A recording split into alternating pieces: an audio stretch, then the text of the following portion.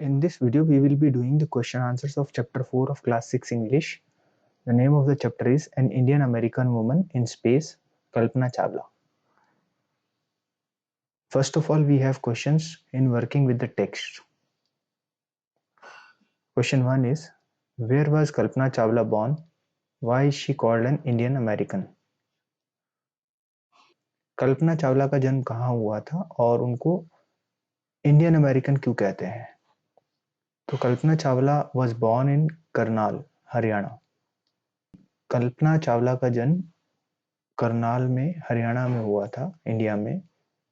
She was called an Indian American because she went to US and became a naturalized citizen. कल्पना चावला का जन्म करनाल हरियाणा में हुआ था, India में, और वो इंडिया से यूएस चली गई पढ़ाई के लिए और फिर उन्होंने वहाँ जा कर के यूएस की सिटीजनशिप ले ली. यूएस मतलब यूनाइटेड स्टेट्स ऑफ अमेरिका.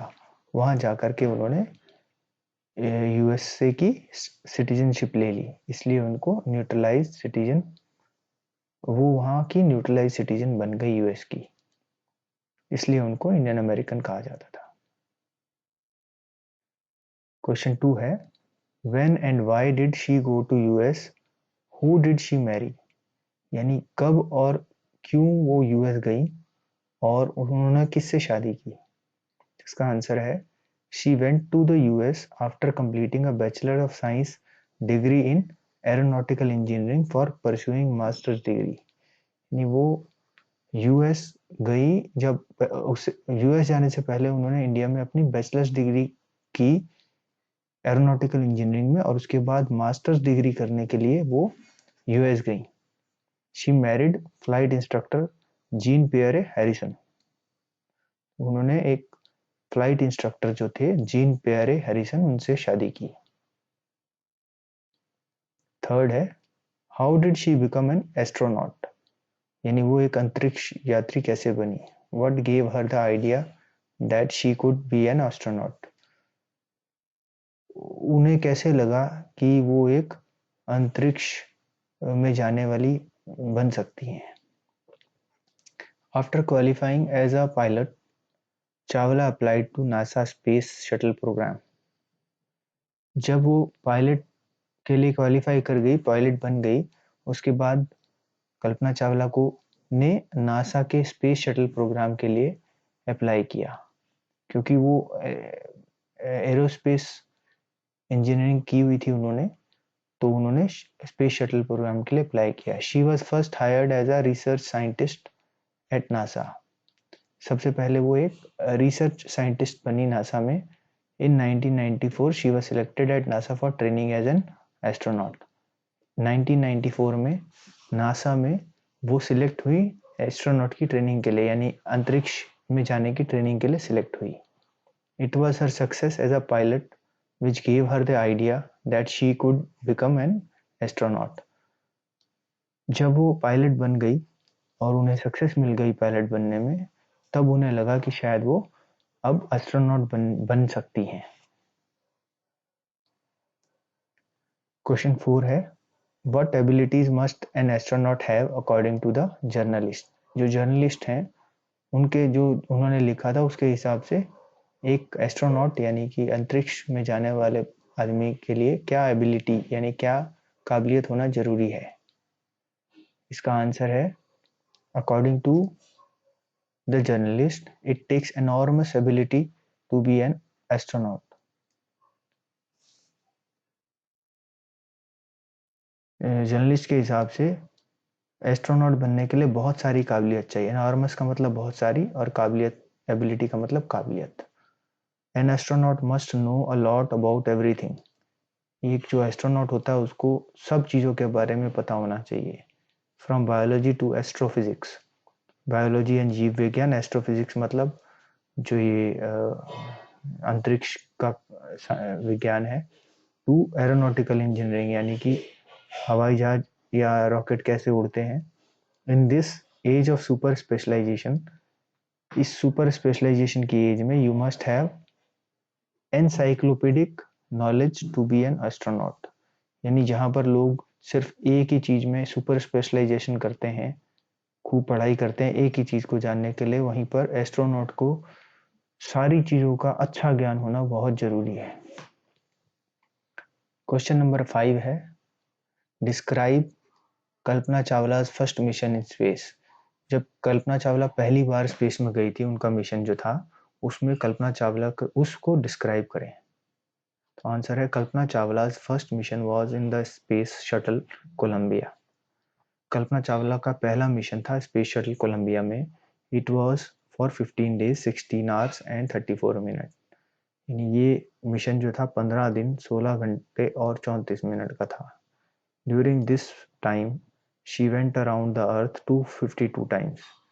इस 15 दिन 16 घंटे और 34 मिनट के दौरान उन्होंने अर्थ के 252 टाइम्स चक्कर लगाए।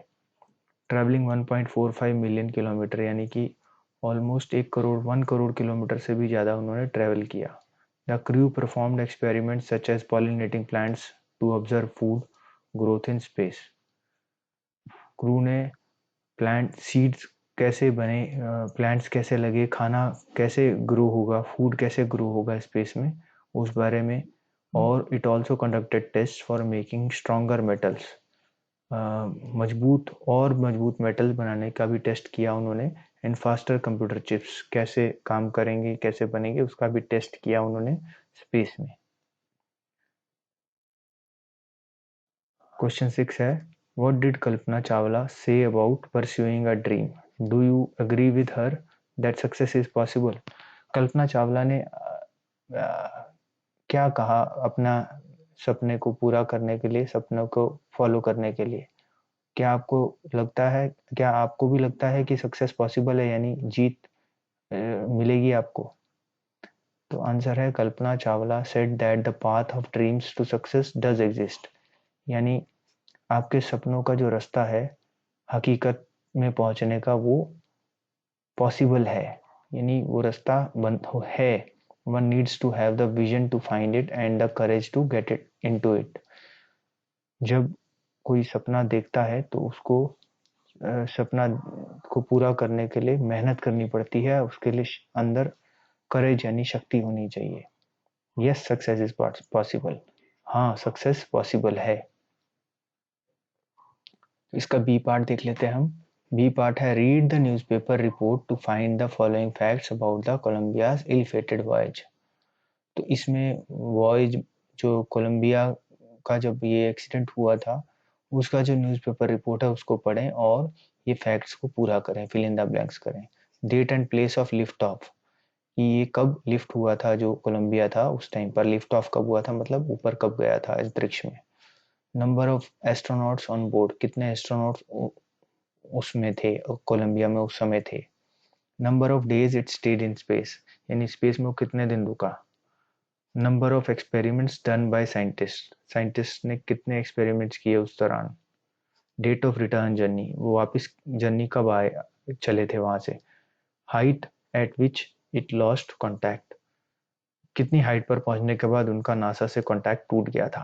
तो ये इनके आंसर्स हैं कि लिफ्ट ऑफ था 16 जनवरी को कैनेडी स्पेस सेंटर फ्लोरिडा से। Number of astronauts on board थे, एस्ट्रोनॉट 7 थे। Number of days it stayed in space, 16 days के लिए वो स्पेस में रहे। Number of experiments done by scientist was 80। Date of return journey was 1 फरवरी 2003। Height at which it lost contact 2 lakh feet, 200,000 feet. तो ये हमारे वर्किंग विद द टेक्स्ट के क्वेश्चंस कंप्लीट हो गए यहाँ पर।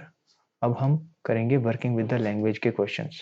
सबसे पहले है मैच द फॉलोइंग। यहाँ पर कुछ इन्होंने ये 7 इंफॉर्मेशन दी हुई हैं और उसको मैच करने को बोला है। फर्स्ट इज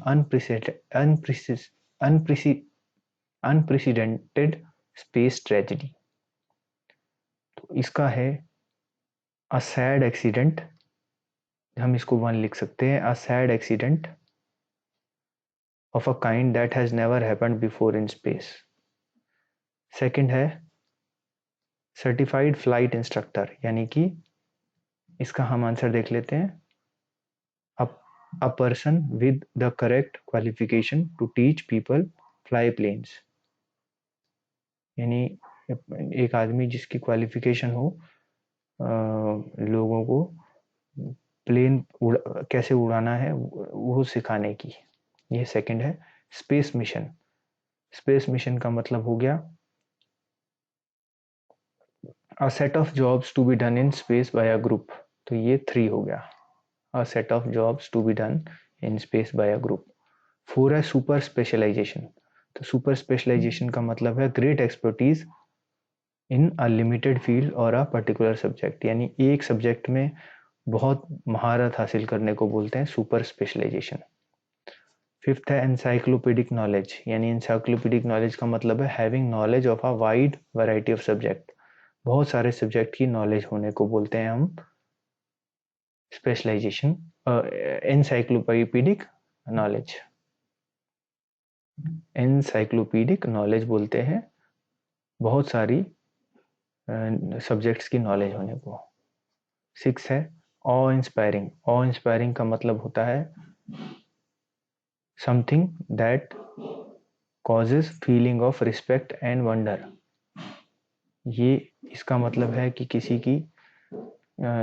किसी से प्रेरणा मिलना और किसी की रिस्पेक्ट करना और आश्चर्य करना कि कोई आदमी इतना अच्छा कैसे कर सकता है। In this age, in this age है nowadays in these times, यानी कि आजकल या आजकल के समय। तो ये हमने ये क्वेश्चन भी हमारा हो गया है।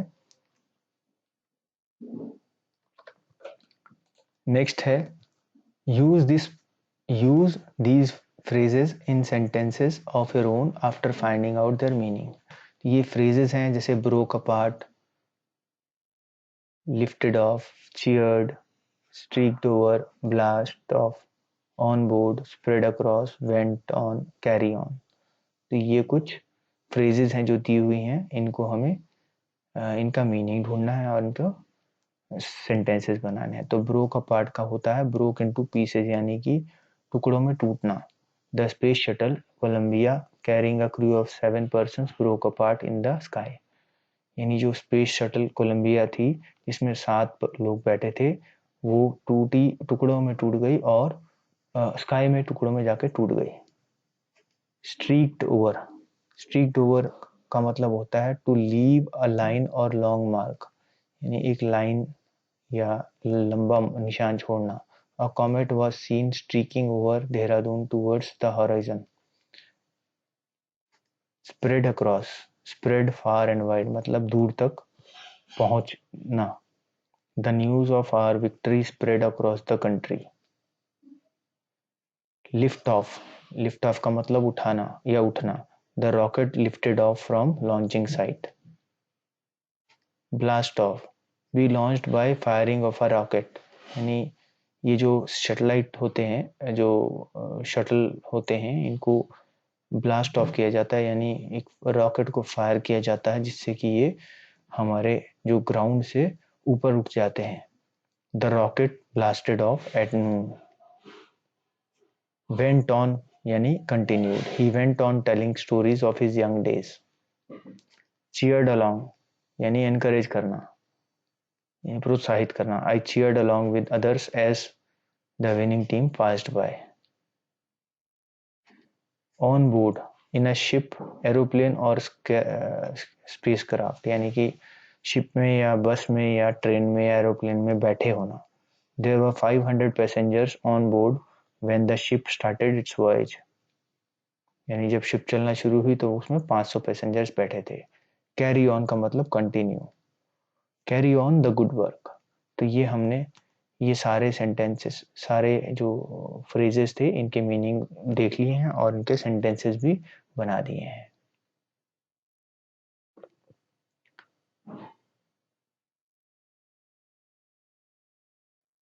नेक्स्ट है we add un to make opposites. जैसे ट्रू को अनट्रू लिखते हैं, ऐसे ही add un to the words below the to make their opposite, then look up the meaning of the words you have formed in the dictionary. तो ये अन लगाना है हमें वर्ड्स के साथ और उनको अपोजिट बनाने हैं और उनका मीनिंग देखना है डिक्शनरी में। जैसे कि वन है आइडेंटिफाइड, तो हम इसको अनआइडेंटिफाइड लिख सकते हैं। अनआइडेंटिफाइड, कंट्रोल्ड का अनकंट्रोल्ड, अटेंडेड का अनअटेंडेड, सक्सेसफुल का अनसक्सेसफुल, इंपॉर्टेंट का अनइम्पॉर्टेंट,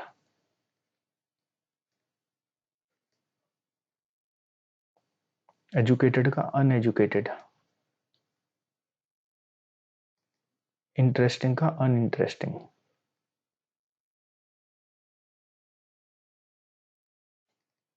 क्वालिफाइड अनक्वालिफाइड, ट्रेंड का अनट्रेंड, आंसरेबल का अनआंसरेबल। तो ये हमने वर्ड्स के इनको अन लिख करके हमने अपोजिट वर्ड्स बना दिए। इनका मीनिंग है अनआइडेंटिफाइड का मतलब है जो कि रिकॉग्नाइज नहीं हो सके, समथिंग नॉट रिकॉग्नाइज्ड। अनकंट्रोल का मतलब है which can not be controlled या विदाउट कंट्रोल। अनअटेंडेड मतलब left without being looked after और left without being attended. Unsuccessful का मतलब है फेलियर यानी फेल हो जाना, सक्सेसफुल नहीं होना। अनइम्पॉर्टेंट का मतलब है पेटी यानी तुच्छ, which is not important. Uneducated का मतलब है विदाउट एनी एजुकेशन यानी इलिटरेट। अनइंटरेस्टिंग का मतलब होता है डल। अनक्वालिफाइड होता है नॉट हैविंग द एजुकेशन और experience to do a particular job. Untrained का मीनिंग होता है नॉट ट्रेन्ड। अनआंसरेबल का मतलब which can not be answered नहीं बल्कि not answerable. Who is not answerable, one who is not answerable, unanswerable. तो ये हमने आंसर सबके कर लिए हैं, बट इसमें ये वाला गलत है, which can not be answered, ये नहीं लिखा जाएगा। हम लिखेंगे one who is not answerable. तो ये हमने इसके स्पीकिंग विद लैंग्वेज के सभी क्वेश्चंस कर लिए हैं। अब है स्पीकिंग। स्पीकिंग है in her message to students of her college Kalpana Chawla said. Kalpana Chawla ने अपने जो अपने कॉलेज के जो स्टूडेंट्स हैं उनको एक मैसेज दिया था। उसमें उन्होंने कहा may you have the vision to find the path from dreams to success, wishing you a great journey.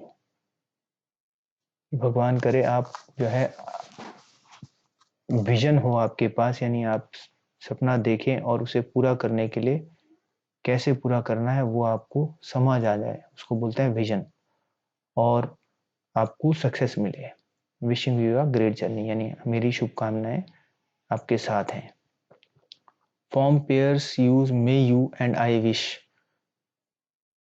you or wishing you to wish your partner good luck and success. A sports event, a quiz or competition and a test or exam. इन तीनों के लिए अपने partner को मे you और I wish के साथ में दो सेंटेंस बनाए। तो हमने बना लिखे हैं ये दो सेंटेंसेस। जैसे सुनील है एक फ्रेंड और उसका राजीव उसका फ्रेंड है। तो सुनील ने अपने फ्रेंड राजीव को कहा may you score a century in your cricket match today. तो राजीव ने बोला thank you for the good wishes. Sunil ने बोला I wish for your success in the debate competition. Rajiv ने बोला thanks for your good wishes. Sunil ने बोला all the best for your examination. Rajiv ने बोला थैंक्स। तो ये हमने इन तीनों क्वेश्चंस के स्पोर्ट्स इवेंट वाला, अ क्विज और a competition and a test और एग्जामिनेशन, इन तीनों क्वेश्चंस के हमने सेंटेंसेस मे यू और थैंक यू से बना दिए, आई विश से बना दिए। राइटिंग पार्ट में do you have a dream और something you very much wish to do. क्या आपका कोई सपना है या आप कुछ जरूरी करना चाहते हैं, कुछ ऐसा काम जो कि आपको अच्छा लगे। Write a paragraph saying what you want to और विश टू डू। एक पैराग्राफ लिखो कि आप लाइफ में क्या करना चाहते हैं। देन से in another paragraph how do you think you can make your dream come true. तो इसमें यह है कि हमें एक पैराग्राफ में लिखना है कि हम क्या करना चाहते हैं और दूसरे पैराग्राफ में लिखना है कि हम कैसे करना चाहते हैं। तो ये हमने एक हमारा ड्रीम जो था वो हमने लिखा है, yes I have a dream, यहाँ मेरा एक सपना है, this is of serving my country as an army officer, यानी मुझे अपनी कंट्री को सर्व करना है as an army officer. I will work selflessly for the safety and security of the country. I will protect my country from terrorists on the borders and will ensure that nobody is able to destroy the peace and tranquility of this country. अब मैं कैसे करूँगा? I wish to get the required degree and work on my physical fitness. Then I will apply for the post of an officer in the army. Once I am selected, I will be going for training at Indian Military Academy Dehradun. After 1.5 years of training, I will become an officer in the army and realize my dream. तो ये एक paragraph में हमने ये लिखा है, first paragraph में, कि हम क्या करना चाहते हैं लाइफ में, और दूसरे में हमने लिखा हम कैसे करना चाहते हैं। तो ये हमसे क्वेश्चन जो पूछा गया था इसका आंसर है बी है, given below are some words that are spelled differently in British and American English, fill in the blanks accordingly.